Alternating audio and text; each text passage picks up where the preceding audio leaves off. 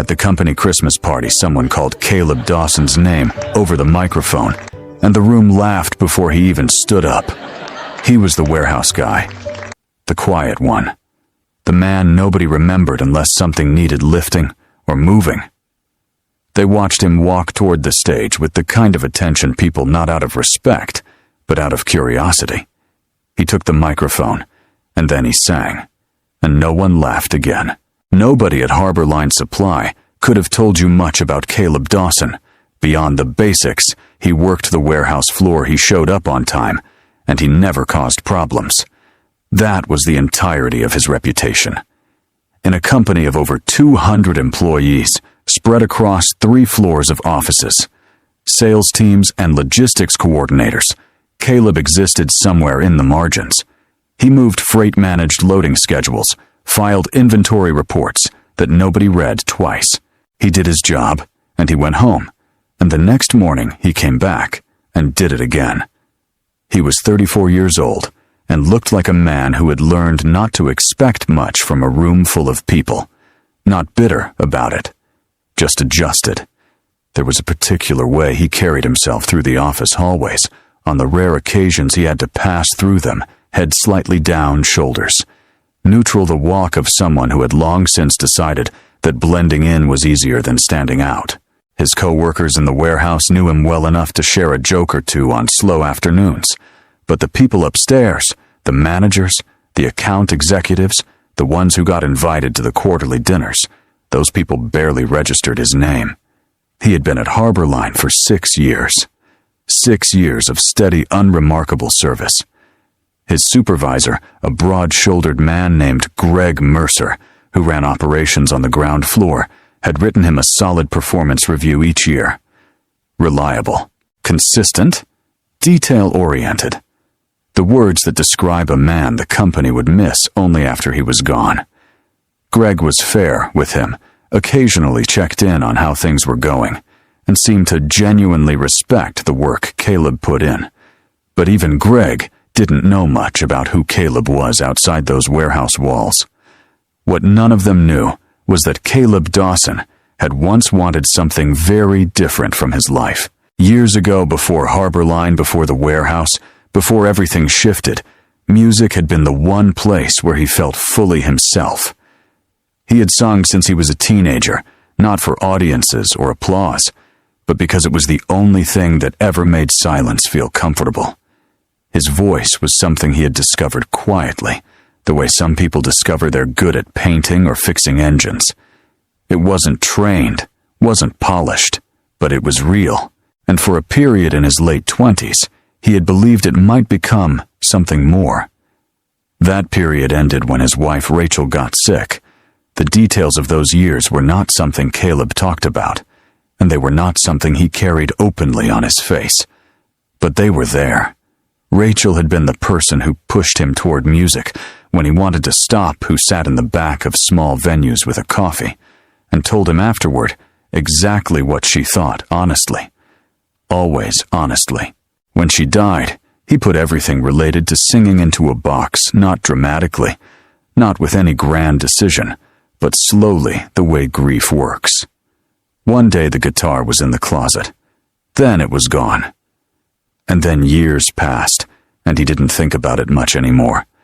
He had a life to maintain, a job to keep, a routine that held everything together. He was not unhappy exactly. He was simply a man who had made peace with a narrow world and learned to find enough in it to keep going. The year-end Christmas party was held on a Friday evening in mid-December. At a banquet hall, the company rented 2 blocks from the main office. Harbor Line did this every year, rented the space, set up a buffet, hired a DJ, arranged a karaoke setup in the corner that never got used until at least the 3rd hour when the drinks had been flowing long enough. Attendance wasn't mandatory, but it was the kind of event where absence was quietly noted. Caleb went because not going would have drawn more attention than going. He sat with a few of the guys from the warehouse men he genuinely liked, who talked about football and complained about the new inventory software, and didn't ask too many personal questions. It was comfortable in the way that familiar things are comfortable.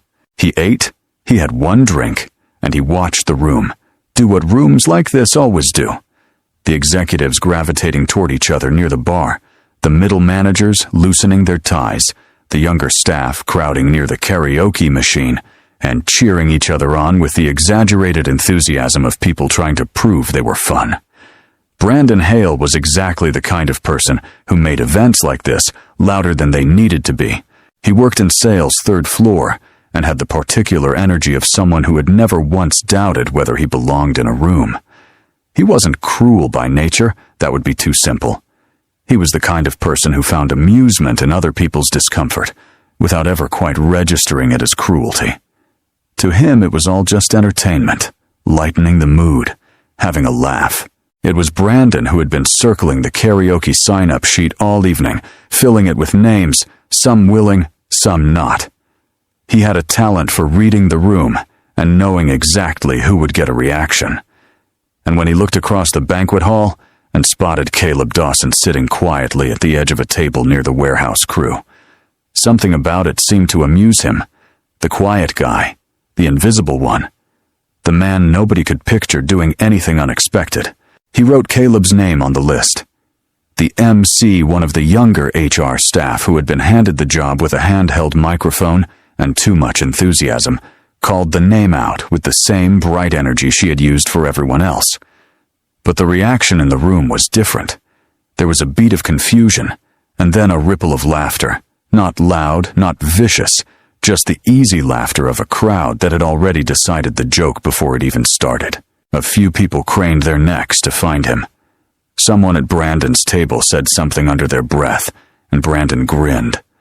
Caleb heard his name. He felt the shift in the room before he fully processed what was happening, the way the energy changed, the laughter, the eyes turning in his direction. He understood immediately. He wasn't slow. He knew what this was. He sat still for a moment. His drink was in his hand, and he looked at it. Not dramatically, just the way a man looks at something familiar when he's trying to steady himself. The warehouse guys at his table glanced at him with the kind of expressions that said they didn't know what to do either, whether to laugh along or look away or say something. The MC called his name again, brighter this time, drawing it out with a cheerful lilt that made the laughter build a little more. Every part of his body was telling him to shake his head, to wave it off, to say he'd pass, and let the moment die quietly, the way most moments did when they involved him. That was the reasonable thing, the safe thing, the thing that kept his world exactly as small and manageable as he had arranged it to be. He set his drink down on the table. He stood up. The laughter didn't stop, if anything. It grew slightly because the act of standing up was itself the beginning of the joke.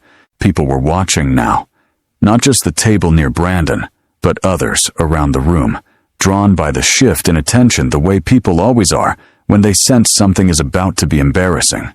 Diane Foster, one of the senior coordinators from the second floor, who had been standing near the dessert table with a glass of wine, turned to look.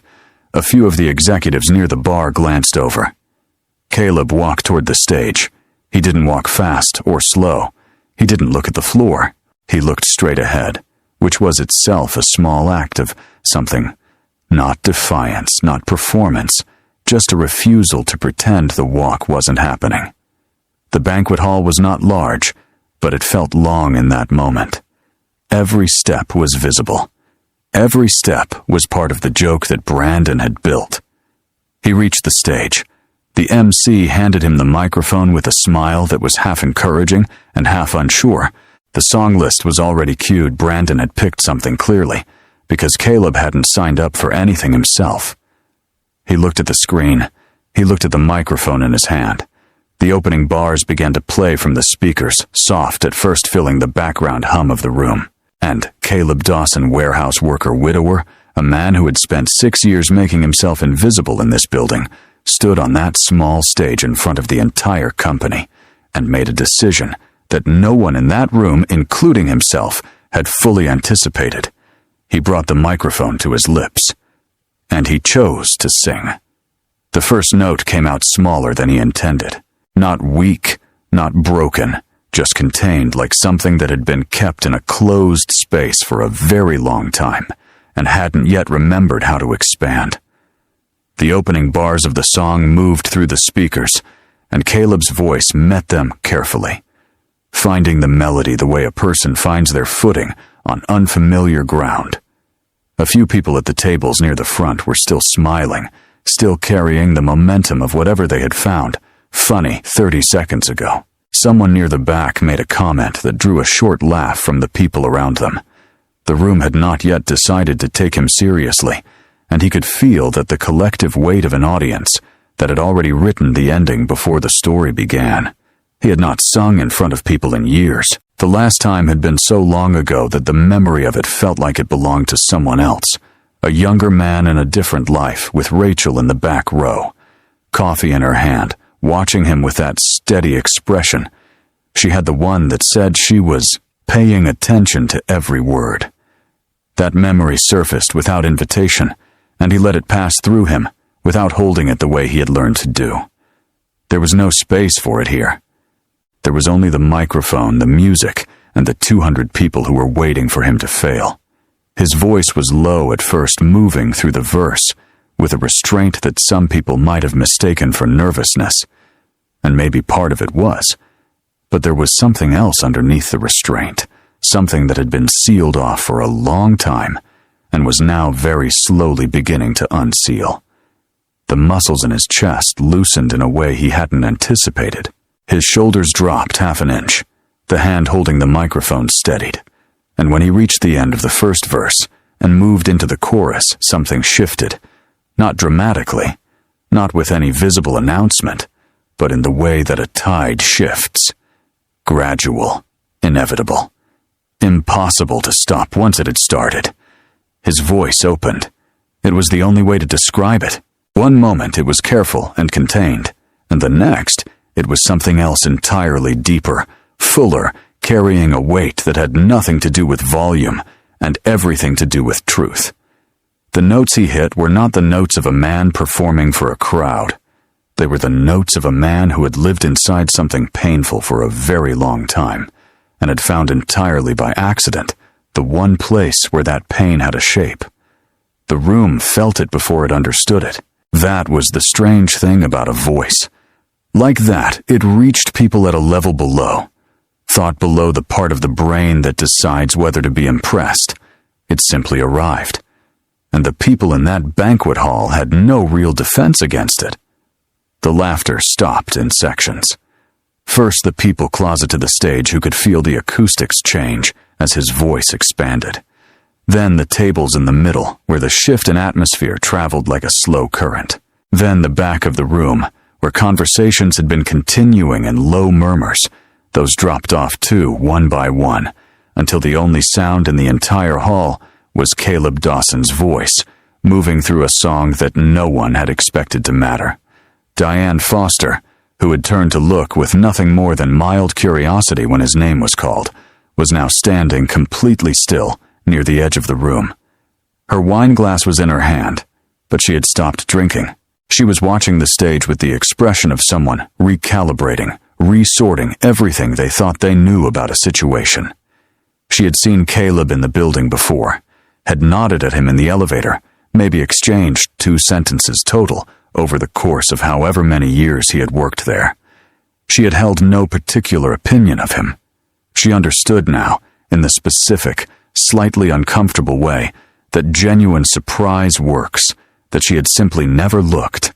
At Brandon Hale's table, the reaction was quieter and harder to read. Brandon had started the evening in the position of someone who controlled the joke, who knew the punchline before anyone else. That position required a certain posture, a certain readiness to perform amusement for the people around him.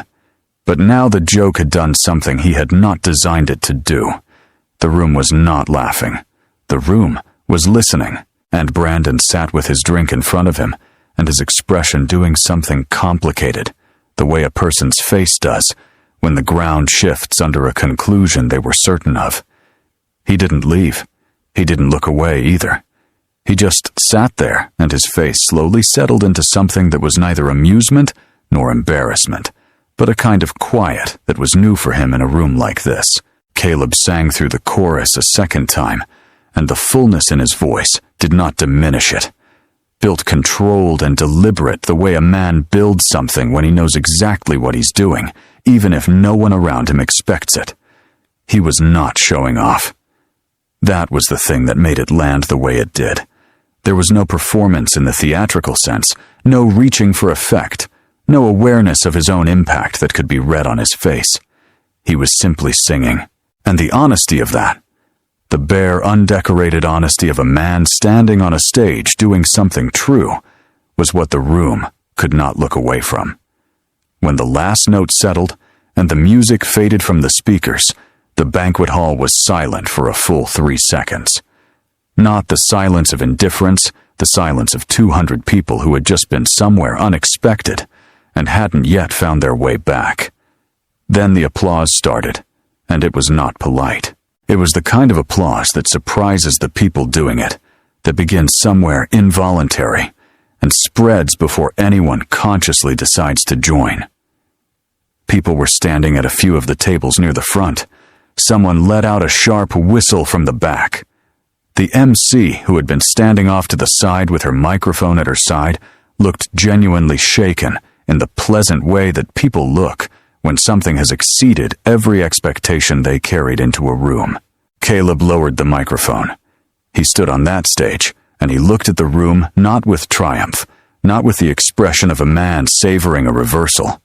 He looked at it the way someone looks at something they are still catching up to. He handed the microphone back to the MC, stepped off the stage, and walked back toward his table. The applause followed him the entire way. What happened next was harder to navigate than the performance itself. People came over, not all at once in waves the way attention tends to move in social situations when it has been redirected towards someone who wasn't holding it before. Some of them were genuine, a woman from the HR department who introduced herself as someone who had worked on the same floor for 3 years and admitted she had never heard anything like that. A man from logistics, someone Caleb had worked adjacent to without ever really knowing, who shook his hand too firmly and said something like, "I had no idea, man.